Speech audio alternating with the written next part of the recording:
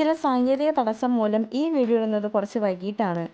ഞങ്ങൾ രണ്ടുപേരും ചാത്തന്നൂരിലുള്ള ശ്രീ ദുർഗാദേവി ക്ഷേത്രത്തിലെ സമയകലാപന്റെ പരിപാടി എടുക്കാനായിട്ടാണ് അന്ന് പോയത്. ഈ അമ്പലത്തിൽ വെച്ചാണ് നമ്മുടെ സമയനല്ലമ്മ ആദ്യമായി അരങ്ങേറ്റം കുറിച്ചിട്ടുള്ളത്. ഞങ്ങൾ ഒരുപാട് വട്ടം ഈ അമ്പലത്തിൽ പോയിട്ടുണ്ടെങ്കിലും ആദ്യമായിട്ടാണ് ഏറ്റവും നേരത്തെ എത്തിയിട്ടുള്ളത്. ഞങ്ങൾ എത്തിയത് വളരെ നേരത്തെ ആയതുകൊണ്ട് തന്നെ അവിടെ എല്ലാവരും സ്റ്റേജ് സെറ്റ് ചെയ്യുന്നുണ്ടായിരുന്നുള്ളൂ. നല്ല വിശപ്പുള്ളതുകൊണ്ട് ഒരു ചായയും ബോണ്ടയും കഴിച്ചിട്ടാണ് ഞങ്ങളന്ന് തുടങ്ങിയത്. സ്വന്തം തട്ടകമായതുകൊണ്ടാണോന്നറിയില്ല, അന്നത്തെ ദിവസം ഫുൾ സമയം ഭയങ്കര എനർജിയായിരുന്നു. അന്നത്തെ പരിപാടിയിലുണ്ടായിരുന്ന ഏറ്റവും വലിയ സവിശേഷത എന്തെന്ന് വെച്ച് കഴിഞ്ഞാൽ പുതിയ തലമുറയെ അവർ ഇൻട്രൊഡ്യൂസ് ചെയ്തു.